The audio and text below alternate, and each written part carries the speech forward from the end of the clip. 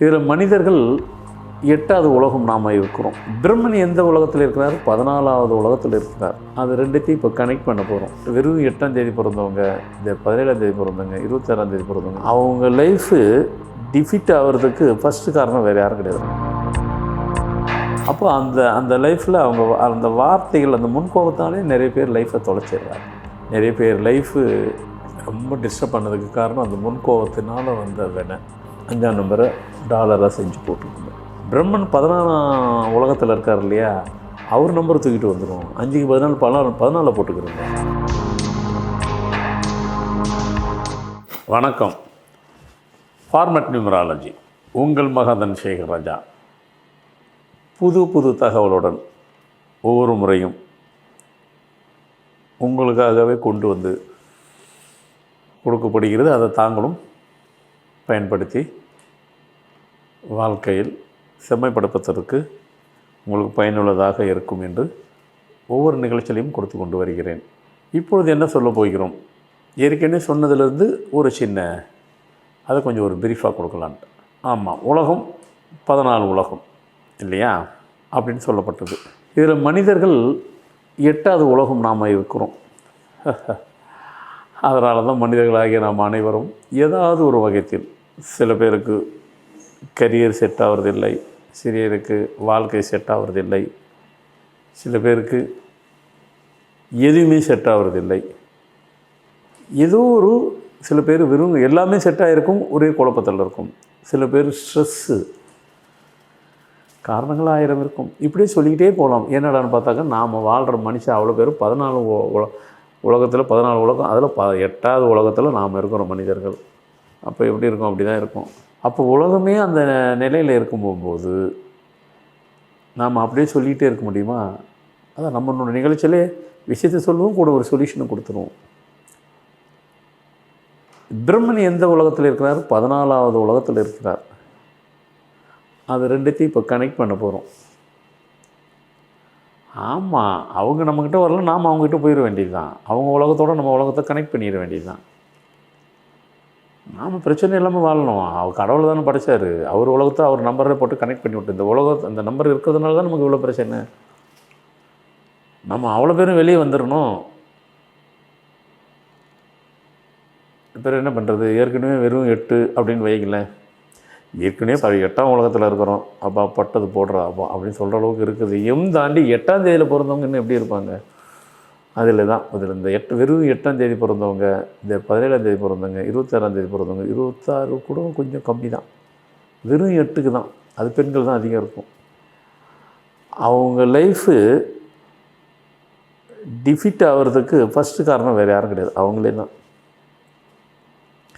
என்னை அப்படி திடீர்னு குண்டு போடுறீங்க? குண்டுலாம் நான் போடலை, உண்மையை தான் பேசுகிறேன். காரணம் அவங்ககிட்ட அந்த முன்கோபம்னு இருக்கும் பாருங்கள், அதனாலே நிறைய பேர் லைஃப்பை லூஸ் பண்ணிடுறாங்க. 100% உண்மை.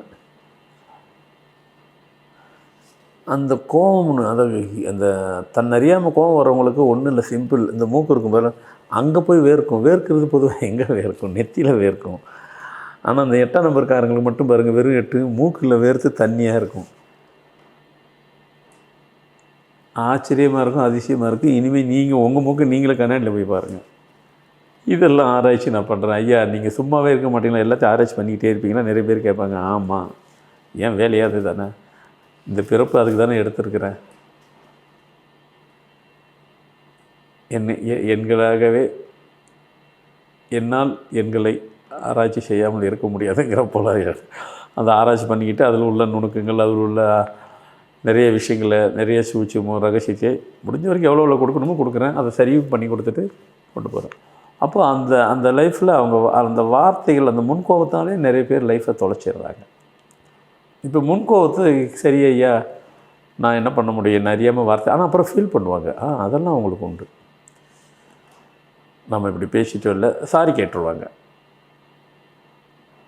கேட்குற இடத்துல கேட்பாங்க. சிலது அவங்களுக்குள்ளே சாரி சொல்லிப்பாங்க, நம்ம பேசியிருந்துருக்கூடாது இல்லை, சாரி இப்படி பண்ணி அப்படி தான் பேசுவாங்க. அது ஹியூமனிட்டிஸ்லாம் அதெல்லாம் உண்டு. சரி, அதெல்லாம் இருக்கட்டுங்க. லைஃபு ஒன்ஸ் ஃபார் போனது தானேங்க, திருப்பி எப்படிங்க கிடைக்கும்? ஒட்ட வைக்க முடியாது இல்லையா? அதுதான் அவங்ககிட்ட இருக்கிற பெரிய நிறைய பேர் லைஃபு ரொம்ப டிஸ்டர்ப் பண்ணதுக்கு காரணம் அந்த முன்கோபத்தினால் வந்த வெனை. எடுத்தெறிஞ்சு பேசிடுவாங்க. அவங்க என்ன பண்ணுறது, அந்த நம்பருடைய தாக்கத்தினால அவங்க அப்படி பேசப்படுறாங்க, பேச வைக்கப்பட்டுருது. அவங்களால ரொம்ப சென்சிட்டிவ், எதையும் ஏற்றுக்கொள்ள முடியாது அவங்களால, அந்த பக்கம் வராது, இருக்கிறது இல்லை. சரிங்க, இப்படியே சொன்னால் நாங்கள் என்ன தாங்க செய்கிறது, எங்களுக்கு அது வேணுமே. அதுக்கு தான். அப்புறம் அந்த 8ஆம் நம்பரை கட்டுக்கு அடங்கிறது கூடியது நான் சில இடத்துல சொல்லியிருப்பேன். 5ஆம் நம்பரை டாலராக செஞ்சு போட்டுக்குங்க. கல்யாணம் ஆனவங்க தாலி கொடியில் போட்டுக்குங்க. அதை விட இப்போ தான் நம்ம ஆராய்ச்சி பண்ணி கண்டுபிடிக்கும் போது நம்மளுக்கு கிடைச்ச தகவல், பிரம்மன் 14ஆம் உலகத்தில் இருக்கார் இல்லையா, அவர் நம்பர் தூக்கிட்டு வந்துடும். 5க்கு 14 14 போட்டுக்கிறோங்க. ஆமாம், பிரம்மன் 14 நம்பரில் இருக்கிறாரு. அந்த நம்பரை தூக்கி போட்டு விட்ருவோம், அது சூப்பராக இருக்கும். அப்போது உங்கள் தாலி கொடியில் வெறும் 5க்கு பதில் 14ஆம் எண். ஆமாம், அவர் தான் உங்கள் பிரம்மன் இருக்கிற இடம், அவர் உலகம் தானே, அவர் உலகத்தை நம்பரை நம்ம கனெக்ட் பண்ணிக்கிறோம். சாஃப்டாக ஆயிடுவீங்க. அந்த முன்கோபமே வரவே வராது. லைஃப் ஸ்மூத்தாக இருக்கும். பொதுவாக நம்ம சொல்லியிருப்போம், 8ஆம் நம்பர் பெண்கள் தான் அதிகம், அவங்களுக்கு மேரிட் லைஃப்பில் டிஸ்டர்ப் இருக்கும். இப்போ ஆகாது, அதெல்லாம் ஆக விடாது. சின்ன பிள்ளையிலே போட்டு விட்ருங்க. கல்யாணம் ஆயிடுச்சுன்னா தொந்தரவு இருக்குன்னா டக்குன்னு இதையும் போட்டு விட்ருங்க. தொந்தரவு இருக்கும், போட்டு விட்ருங்க. சரிங்க, 8க்கு சொல்லிட்டீங்க, 17 26க்கெலாம் போடக்கூடாதா? ஐயோ, தாராளமாக போடலாம், எல்லோரும் தான் போடணும்.